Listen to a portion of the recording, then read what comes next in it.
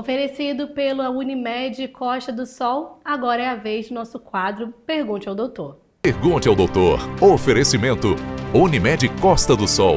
Há 35 anos presente em cada passo. Vamos começar mais uma vez o quadro Pergunte ao Doutor. Lembrando que essa entrevista e as outras você também pode conferir no nosso canal no YouTube. Bom dia, doutor Joel. Queria que o senhor apresentasse para a gente a convidada de hoje e sobre o que a gente vai falar. Hoje nós vamos falar sobre os pequenininhos na terapia intensiva. Criança, mexe com a gente, né? Uma convidada especial, a doutora Raquel Loureiro, que coordena a UTI pediátrica do Hospital Unimed Costa do Sol e também é especialista em medicina intensiva pediátrica. Muito bom dia, Raquel. Bom dia, doutora. Seja muito bem-vinda. Obrigada, é um prazer estar aqui. Obrigada pelo convite, Joel. Pois é, todas as vezes que nós falamos de crianças, o nosso coração começa a ficar um pouco mais mexido, né? Porque quando você fala em UTI adulto, a gente imagina as famílias da maneira como elas ficam, até pelo paradigma de que parece que quando vai para a UTI as pessoas estão condenadas à morte, quando na verdade não é nada disso. Né? A UTI é uma maneira, é um jeito de você monitorar melhor esses pacientes e fazer com que eles fiquem mais bem cuidados, e com isso você acaba melhorando as estatísticas em termos de mortalidade. Mas voltando ao assunto das criancinhas, como que fica a cabeça da mãe, do pai, da avó, quando ela recebe a notícia e você às vezes fala isso para a pessoa, olha, nós vamos ter que levar a sua criança para a UTI. O que você vê no dia a dia que ocorre quando isso acontece?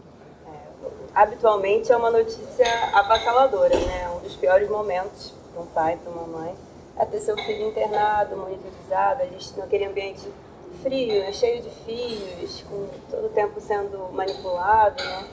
E o que a gente fala é para acalmar, confiar no processo, né? Antigamente, essa ideia de UTI, de que UTI é lugar de morte, isso está mudando, né? UTI é lugar de vida, né? Especialmente em pediatria, que são pacientes que são surpreendentes, são pacientes dotados de muita resiliência, né?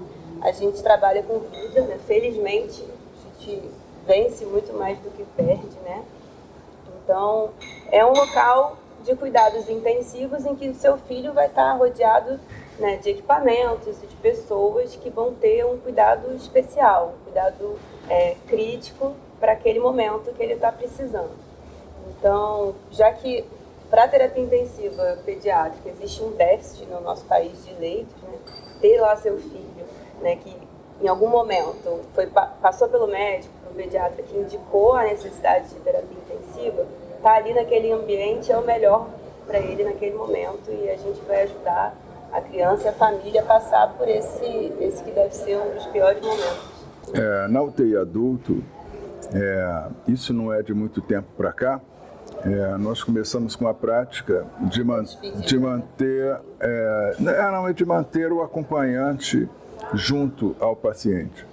E isso acaba, tem o lado bom da história, que é esse, que o próprio acompanhante vai vendo que a coisa está piorando e que vai precisar de alguma outra medida.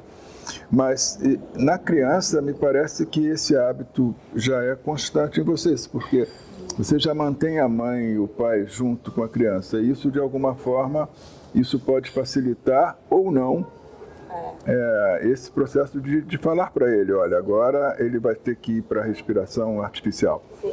E eu acho até que um argumento que nós temos é que uma das funções da UTI é exatamente substituir órgãos que não estejam funcionando. Por exemplo, se o pulmão não está funcionando, ele vai para um pulmão artificial. Se o rim não está funcionando, ele vai para um rim artificial. Se a circulação não está funcionando, ele vai primeiro para drogas, depois vai para o ECMO. Isso também é assim na criança? Isso ajuda a presença do pai lá? Como que isso é? Na verdade, é importante frisar, porque essa é uma das grandes preocupações dos pais e das mães, que eles vão poder estar juntos da criança, né? Porque como na UTI adulto, essa cultura está sendo nova, de deixar os acompanhantes, né? Antigamente os pacientes ficavam completamente sozinhos. E não, em pediatria é garantido por lei, pelo Estatuto da Criança e Adolescente, que a criança tem direito a um acompanhante durante todo o período que ela ficar internada. Então, pais e mães fiquem tranquilos, se porventura seu filho necessitar ficar internado, é direito do seu filho ter um acompanhante, né? Que se não for você, ou né, a mãe, o pai, alguém designado pela família. E aí, realmente, a história ela vai se construindo. A criança chega, eles vão observando que ou não há melhora suficiente, ou a piora do quadro, até chegar na intubação. E a melhora também, né, doutora? Sim, então acompanha toda a evolução, exatamente. Seja a piora quanto a melhora. E assim, é um trabalho muito de parceria, porque o pai e a mãe são as pessoas que mais conhecem a criança, que estão lá em contato com ela o tempo todo. Assim, qual o padrão normal? Como que está seu filho? A respiração dele costuma ser muito pior que essa? O estado do despertar dele é assim, né? Entender que a gente vai trabalhar em parceria o tempo todo, né? Tanto a parte médica e a nossa UTI ela é interdisciplinar. Então, existe um enfermeiro, existe um fisioterapeuta e todos trabalhando em prol do paciente, da criança. Muito bem. Você veja que é muito importante essa multiprofissionalidade, porque realmente são todos juntos, né? Olha só quantas pessoas para ajudar, né? A pessoa que está necessitando desse processo. E na UTI, quando a gente pega um paciente que já vai cronificando, é diferente do trauma. Sim. O trauma é uma coisa tão aguda e tão violenta que mexe com todo mundo. Como que é você pegar a mãe e o pai de um bebê que acaba de ser traumatizado ou de um quase afogamento? Como é que é essa situação, hein?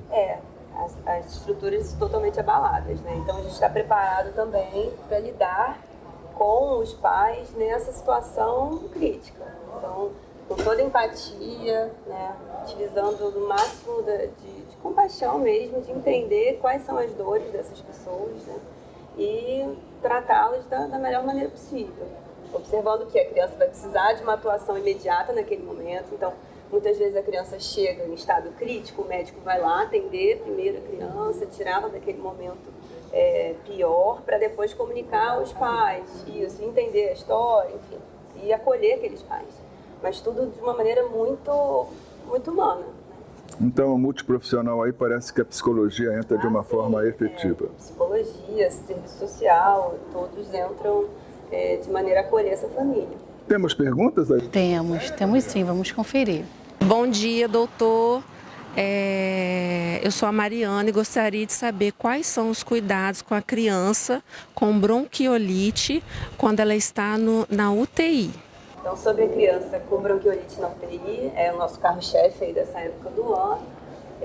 Provavelmente ela foi para a UTI porque ela tem algum desconforto respiratório, né? E aí o desconforto tem alguns graus até chegar à insuficiência respiratória, que é quando o nosso corpo não consegue sozinho dar conta daquela patologia. Então, os cuidados são basicamente com a respiração, que vão das mais diversas ajudas, tanto só oxigênio com fluxo, a máscara com pressão ou a própria intubação orotraqueal, que pode acontecer, né? E aí a gente vai lidar com aquela situação dependendo do grau, né, de alteração respiratória dessa criança, e vai ver se tem alguma infecção associada, ou se é realmente só vírus causando a bronquiolite, e a gente vai estar junto nesse processo, acolhendo e ajudando os pais e tratando aquela criança. E aí entra aquela questão que o Dr. Joel levantou, né? O tempo, né? Quanto antes tratar essa criança melhor, né? Porque Sim. O tempo aí é a vida dela. Exatamente. Né? E assim, sendo a bronquiolite simples, né, pura, sem infecção secundária, a gente tem um período de tempo que é meio previsível, né? Aquela piora entre o terceiro e o quinto dia. Então a gente sabe quem é o nosso inimigo e sabe como ele se comporta. Então é ter paciência, enquanto a gente aguarda a imunidade, o corpinho da criança lutar contra esse vírus, e a gente dá o suporte necessário para a criança passar por aquele momento, por aquele período. Tá certo. Obrigada, doutora, mais uma vez. Doutor Joel, muito obrigada também pela sua participação. Eu só gostaria de fazer uma última. A neonatologia e a pediatria, qual é o muro Ah, uma boa pergunta. O que separa esse processo? Poucas pessoas sabem responder a diferença, né? Leigos. E até no próprio meio médico é difícil, né? O neonatologista é a pessoa, o profissional adequado para tratar das crianças até 28 dias de vida. A partir dos 28 dias de vida, a criança ela deixa de ser recém-nascida e passa a ser criança, e aí é responsabilidade da UTI pediátrica. Então, são subespecialidades diferentes. Então, a pessoa precisa fazer pediatria, né? Atualmente são 3 anos, depois mais 2 anos de neonatologia. E esse profissional ele vai cuidar dos recém-nascidos prematuros, que são totalmente diferentes, porque estão ali fazendo a transição, né, de vida intrauterina para a nossa vida aqui fora, antes do tempo. Então, tem muitas particularidades, e aí ele vai acompanhar esse neném até o período que der, né? Mais que ele precisar. E aí, isso é uma subespecialidade. E a terapia intensiva pediátrica, ela é uma outra subespecialidade. Então, o profissional faz 3 anos de pediatria, depois mais 2 anos de medicina intensiva pediátrica, e ele vai estar qualificado, especializado para tratar de crianças a partir de 28 dias. Isso, de alguma forma, deixa a população da nossa região totalmente segura, porque nós temos especialistas tanto da área da neonatologia quanto da área da pediatria, e estamos prontos, sob o ponto de vista não só tecnológico, mas sobretudo humano e multiprofissional, para atender os pequenininhos aqui da nossa região, sobretudo aqui no Hospital Unimed Costa do Sol. Muito obrigado, Raquel. Obrigado, Gabriela. Obrigada, bom dia para todo mundo vez. e ótimo sábado. Obrigada.